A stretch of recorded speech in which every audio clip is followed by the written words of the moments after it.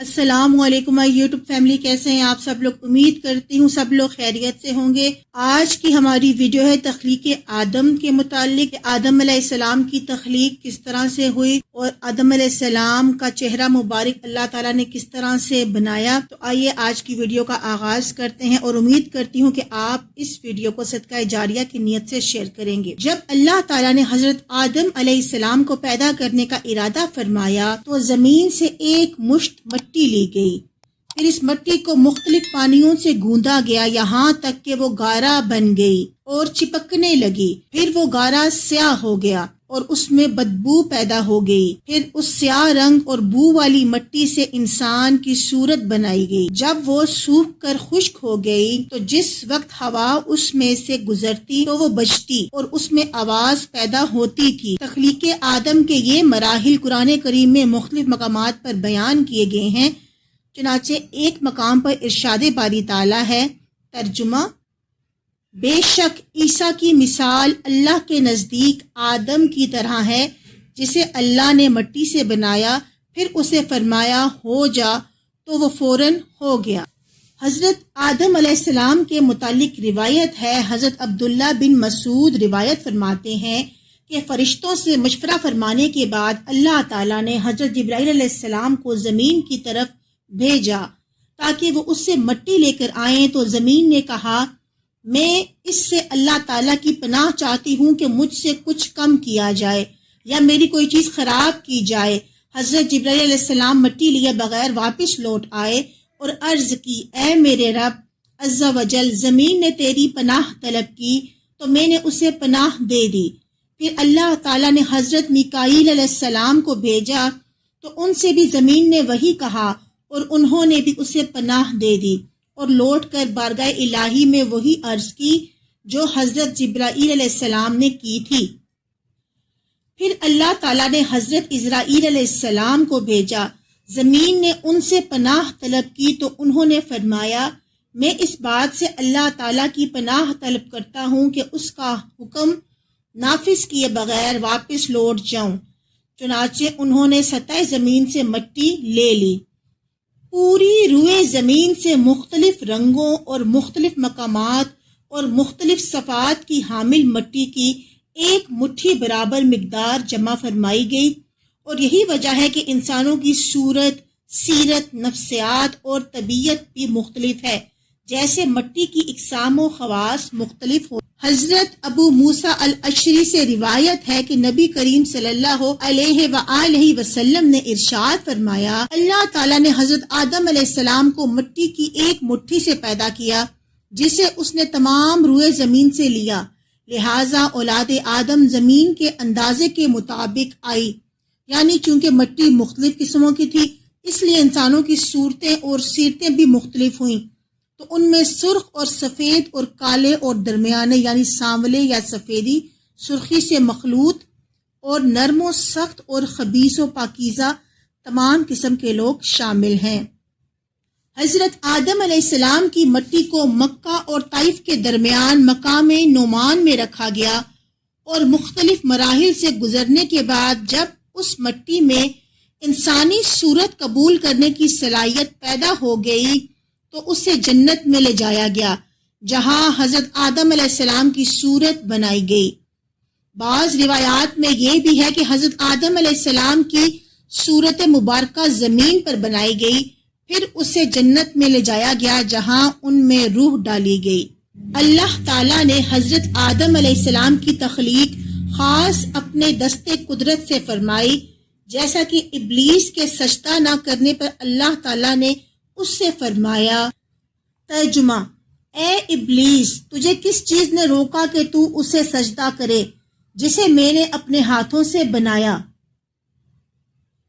اور اللہ تعالیٰ نے ہی آپ علیہ السلام کی تخلیق کو پایا تکمیل تک پہنچا کر اس جسم میں مبارک میں اپنی ایک خاص اور روح پھونکی، جیسا کہ فرشتوں کو دیے جانے والے اس حکم سے ظاہر ہوتا ہے۔ ترجمہ: پھر جب میں اسے ٹھیک بنا لوں اور اس میں اپنی خاص روح پھونکوں تو تم اس کے لیے سجدے میں پڑ جانا۔ آپ علیہ السلام کی صورت اور قد مبارک کے بارے میں حضرت ابو ہریرہ سے روایت ہے کہ رسول کریم صلی اللہ علیہ وآلہ وسلم نے ارشاد فرمایا، اللہ تعالیٰ نے حضرت آدم علیہ السلام کو اپنی صورت پر پیدا فرمایا اور ان کے قد کی لمبائی 60 گز تھی۔ اپنی صورت پر پیدا کرنے سے کیا مراد ہے؟ تو علماء نے فرمایا ہے کہ اپنی صورت کے لفظ میں اگر ضمیر کا مرجع اللہ تعالیٰ ہے تو اس کا معنی ہے اللہ تعالیٰ نے حضرت آدم علیہ السلام کو اپنی پسندیدہ صورت پر پیدا فرمایا، یا یہ معنی ہے کہ اللہ تعالیٰ نے حضرت آدم علیہ السلام کو اپنی صفات پر پیدا فرمایا۔ قرآن کریم کی بعض آیتوں میں یہ بات روز روشن کی طرح عیاں ہے کہ جو بھی جنت میں جائے گا وہ حضرت آدم علیہ السلام کی صورت پر ہوگا اور اس کا قد 60 گز ہوگا۔ پھر حضرت آدم علیہ السلام کے بعد اب تک مخلوق قد و قامت میں کم ہوتی رہی ہے۔ حضرت انس سے روایت ہے کہ حضور پر نور صلی اللہ علیہ وآلہ وسلم نے ارشاد فرمایا، جب اللہ تعالیٰ نے حضرت آدم علیہ السلام کی جنت میں صورت بنائی تو جب تک اسی حالت میں رکھنا چاہا تو انہیں چھوڑے رکھا۔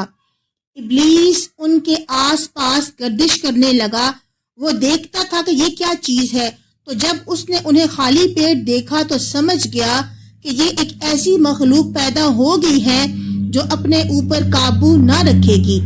اپنے اوپر قابو نہ رکھنے سے ابلیس کی مراد یہ تھی کہ مخلوق شہوت اور غصے کے وقت اپنے نفس پر قابو نہ رکھے گی اور شیطانی وسوسے آسانی سے دور نہ کر سکے گی۔ مسلم شریف کی ایک روایت میں ہے کہ اللہ تعالیٰ نے حضرت آدم علیہ السلام جمعے کے دن عصر کے بعد دن کی آخری ساعت میں عصر سے لے کر رات تک کے درمیانی وقت میں پیدا فرمایا۔ یہاں حضرت آدم علیہ السلام کی پیدائش سے مراد تو ان کے جسم شریف کی تکمیل ہے۔ جسم شریف میں روح پھونکنا مراد ہے، کیونکہ حضرت آدم علیہ السلام کے جسم کی ساخت تو بہت عرصہ تک ہوتی رہی اور ہر قسم کی مٹی پانی کا جمع فرمانا، پھر اس کا خمیر کرنا، پھر اعضائے ظاہری و باطنی کا بنانا، پھر بہت روز تک سکھانا، اور اس میں بہت دن لگے، یہ ایک دن اور ایک ساتھ میں نہیں ہوا۔ حضرت ابو ہریرہ رضی اللہ تعالیٰ عنہما سے روایت ہے کہ حضور اکرم صلی اللہ علیہ وآلہ وسلم نے ارشاد فرمایا، بہترین دن جس میں سورج نکلے وہ جمعے کا دن ہے۔ اسی دن حضرت آدم علیہ السلام کو پیدا کیا گیا، اسی دن انہیں جنت سے زمین پر اتارا گیا، اسی دن ان کی توبہ قبول فرمائی گی، اسی دن ان کی وفات ہوئی اور اسی دن قیامت کا دن قائم ہوگا۔ حضرت انس بن مالک رضی اللہ تعالیٰ عنہما سے روایت ہے کہ رسول اکرم صلی اللہ علیہ وآلہ وسلم نے ارشاد فرمایا، جب اللہ تعالیٰ نے حضرت آدم علیہ السلام میں روح ڈالی اور روح ان کے سر تک پہنچی تو انہیں چھینک آ گئی۔ آپ علیہ السلام نے کہا، الحمدللہ رب العالمین، سب تعریفیں اللہ کے لیے ہیں، تو جو تمام جہانوں والوں کا پالنے والا ہے۔ تو اللہ تبارک و تعالیٰ نے ان سے فرمایا، یا رحمک اللہ، یعنی اللہ تعالیٰ آپ پر رحم فرمائے۔ حضرت ابو ہریرہ سے روایت ہے کہ رسول اکرم صلی اللہ علیہ وآلہ وسلم نے ارشاد فرمایا، جب اللہ تعالیٰ نے حضرت آدم علیہ السلام کو پیدا کیا تو فرمایا، جاؤ ان لوگوں پر سلام کرو جو کہ فرشتوں کی ایک جماعت ہے بیٹھی ہوئی ہے،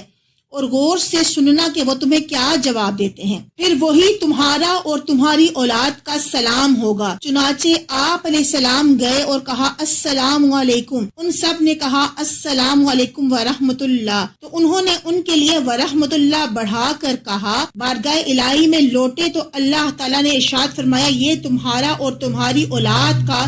آپس میں سلام ہے۔ جہاں پر حدیث مبارکہ سے کچھ باتیں عیاں ہوتی ہیں کہ چھینک آنے پر حضرت آدم علیہ السلام کا حمد الہی کرنا اللہ تعالیٰ کی توفیق سے ہوا، اور یہاں حضرت آدم علیہ السلام نے بطور خاص اس لیے حمد کی کہ اللہ تعالیٰ نے اپنے فضل اور قدرت سے آپ علیہ السلام کو نئے طور پر وجود بخشا، نیز آپ علیہ السلام کو متناسب قد و قامت اور صحت و تندرستی کے ساتھ پیدا فرمایا۔ تخلیق آدم کے بعد ایک موقع پر اللہ تعالیٰ نے حضرت آدم علیہ السلام کے سامنے تمام اشیاء پیش فرمائی اور بطور الہام آپ علیہ السلام کو ان کے نام، کام، صفات، خصوصیات، اصول عملی علم اور سنتیں سکھا دی۔ پھر یہ تمام چیزیں فرشتوں کے سامنے پیش کر کے فرمایا اگر تم اپنے اس خیال میں سچے ہو کہ تم سے زیادہ علم والی کوئی مخلوق نہیں اور خلافت کے مستحق صرف تم ہی ہو تو ان چیزوں کے نام بتلاؤ، کیونکہ اس کے بعد فرشتوں کے اعتراف عجز پر اللہ تعالیٰ نے حضرت آدم علیہ السلام سے فرمایا اے آدم تم فرشتوں کو ان چیزوں کے نام بتا دو۔ چنانچہ آپ علیہ السلام نے ہر چیز کا نام بتانے کے ساتھ ساتھ اس کی تخلیق کی حکمت بھی بیان کر دی۔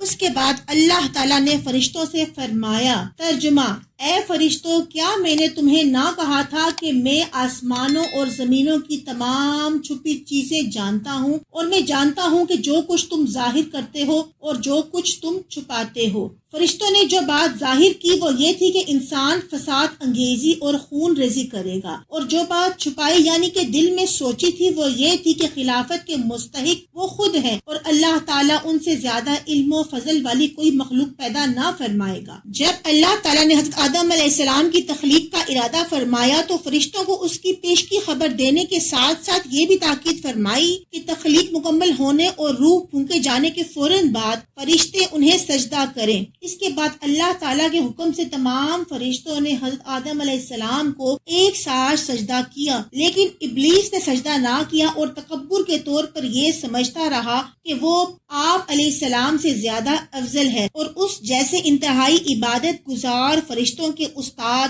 اور مقرب بارگاہ الہی کو سجدے کا حکم دینا حکمت کے خلاف ہے۔ اپنے اس باطل عقیدے حکم الہی سے انکار اور تعظیم نبی سے تکبر کی وجہ سے وہ کافر ہو گیا۔ چونکہ ابلیس نے حضرت آدم علیہ السلام کو سجدہ نہ کیا اور اس نے یہ جواب دیا کہ یا اللہ تو نے مجھے آگ سے بنایا ہے اور آدم کو مٹی سے، چونکہ آگ مٹی سے اعلیٰ ہوتی ہے اس لیے میں آدم سے افضل ہوں، لہٰذا میری شان کے لائق نہیں کہ میں مٹی سے بنائے ہوئے انسان کو سجدہ کروں۔ ایک روایت میں موجود ہے کہ جب اللہ تعالیٰ نے حضرت آدم علیہ السلام کے لیے فرشتوں کو کہا کہ انہیں سجدہ کریں تو در حقیقت یہ سجدہ اس نور کی تعظیم کے لیے تھا جو حضرت آدم علیہ السلام کی مبارک پیشانی میں چمک رہا تھا اور سید المرسلین خاتم النبیین صراط المستقیم کا نور تھا۔ اسی طرح امام فخر الدین رازی رحمۃ اللہ علیہ فرماتے ہیں بے شک فرشتوں کو حضرت آدم علیہ السلام کو سجدہ کرنے کا حکم اس لیے دیا گیا کہ محمد مصطفیٰ کا نور حضرت آدم علیہ السلام کی پیشانی میں رکھا گیا تھا۔ یہ تھی ہماری آج کی ویڈیو کہ آدم کی تخلیق کس طرح سے ہوئی اور اللہ تعالیٰ نے فرشتوں کو سجدے کا حکم دیا۔ صدقہ جاریہ کی نیت سے اس ویڈیو کو شیئر کریں اور چینل کو سبسکرائب کر دیں۔ اللہ حافظ۔